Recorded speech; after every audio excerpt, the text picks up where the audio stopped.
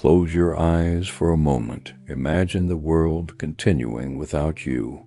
Your room still exists. Your phone still lights up.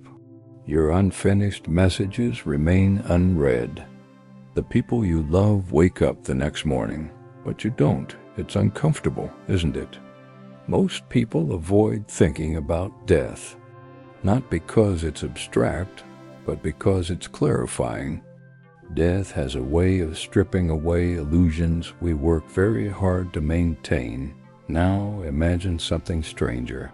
Imagine that for 30 days after your death, you were allowed to observe everything. You cannot speak. You cannot interfere. You can only watch your funeral, watch the conversations, watch the silence after everyone goes home. What would you see? This thought experiment isn't new.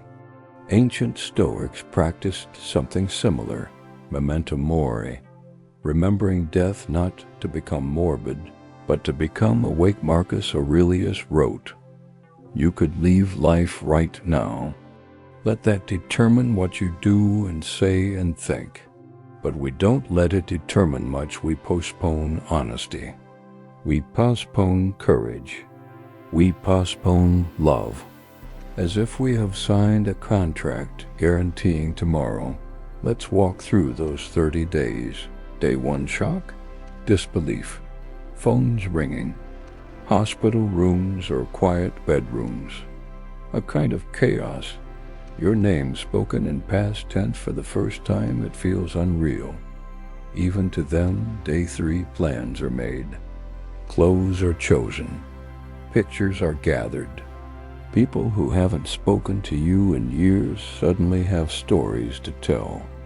Some stories are generous. Some are edited. Here's the first uncomfortable truth. After you're gone, you become a narrative, not a living complexity, a story, a summary, a version that fits into memory. Machiavelli understood something about reputation. He wrote that people judge more by appearances than reality. In life, you can correct misunderstandings. In death, you cannot. What would your summary sound like? Kind, but hesitant.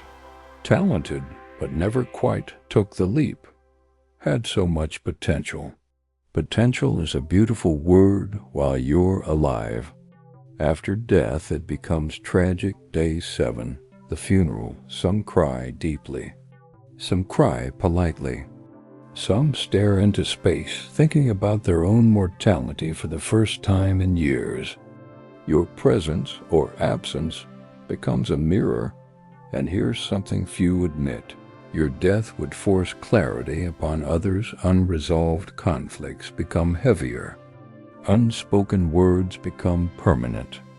The someday conversations evaporate. Dietrich Bonhoeffer, writing before his execution, spoke of living responsibly in the face of death.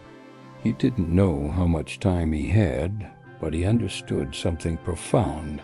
Responsibility is measured not in intention, but in action taken before it's too late. Now imagine day 15. Your digital life continues. Social media profiles remain. Photos resurface. Algorithms suggest your face to people who no longer have you. The modern world has created a strange kind of ghost, a digital echo.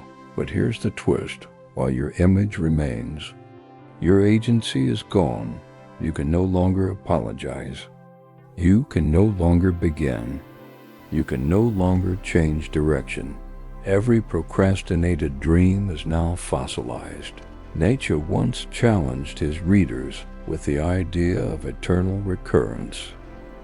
What if you had to live this exact life, with all its choices and omissions, over and over again forever? Would you rejoice or despair? Now shift the question. If you watched the first 30 days after your death, would you feel peace or a quiet scream of "I wasn't finished"? Day 20. The world adjusts. Your workplace replaces you. Your routines dissolve. The intensity fades. Grief remains, but it softens at the edges. This is not cruelty.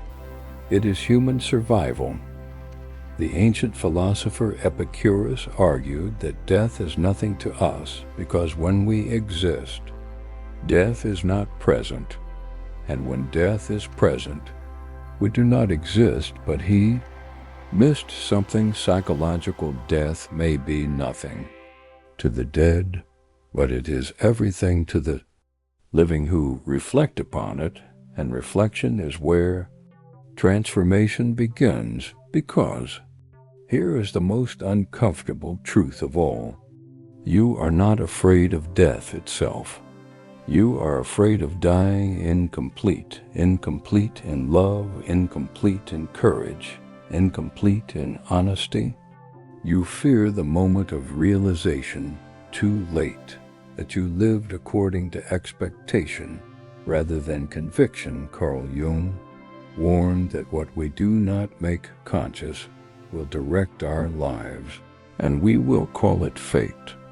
Many people reach the end not because fate betrayed them, but because they never confronted themselves. They stayed agreeable, they stayed distracted, they stayed safe. Now imagine day 30. The world feels almost normal again. Your name is spoken less often. Life has resumed its rhythm. You watch silently. And here's the final twist. The tragedy is not that the world moved on. The tragedy is that while you were alive, you often moved on from yourself. You abandoned your deeper instincts. You ignored the quiet voice that said, "This matters." You delayed the difficult conversation. You softened your opinions to be accepted. You traded aliveness for approval. You did not need more time. You needed more presence. Plato's allegory of the cave tells of prisoners who mistake shadows for reality. When one escapes and sees the light, he realizes how small his world had been. But returning to tell the others is dangerous. They resist. In many ways, contemplating your own death is stepping outside the cave. It forces you to see the shadows you've accepted. Endless scrolling, surface-level goals, borrowed ambitions, and once you see them clearly, returning to sleep becomes harder. So what is the purpose of this dark exercise? Not fear, not anxiety, clarity. When you imagine those 30 days, something sharpens inside you. Petty arguments shrink. Ego dissolves. The urge to impress weakens. What remains is strangely simple. Who did I love honestly? What did I build with integrity? Where did I stand firm? Everything else feels like noise. There's an old story about a king who asked his philosopher to summarize all wisdom in a single sentence. The philosopher replied, "You will die." Brutal, but liberating, because if you will die, and you will, then hesitation becomes expensive. Resentment becomes absurd. Pretending becomes exhausting. The clock is not loud. It ticks quietly. That is why it is dangerous. You don't feel time leaving. You feel comfort staying, and comfort, left unquestioned, becomes a cage padded with routine. So let me ask you something directly. If tonight were the beginning of those 30 silent days, what would hurt the most to watch? The dream you never attempted? The apology you never made? The person you never became? Do not wait for death to reveal what life is trying to show you now. The mystery is not what happens in the 30 days after you die. The mystery is what you will do in the thousands of days before. Yet you are still here, your voice still works, your hands still move. Your decisions still matter, and one day, sooner than feels comfortable, they won't. So live in a way that if you could watch those 30 days unfold, you would not be haunted by what you withheld. Live so that your absence feels full, not because you were perfect, but because you were present. Because in the end, the question will not be, how long did you live? It will be far more intimate. Did you ever truly arrive?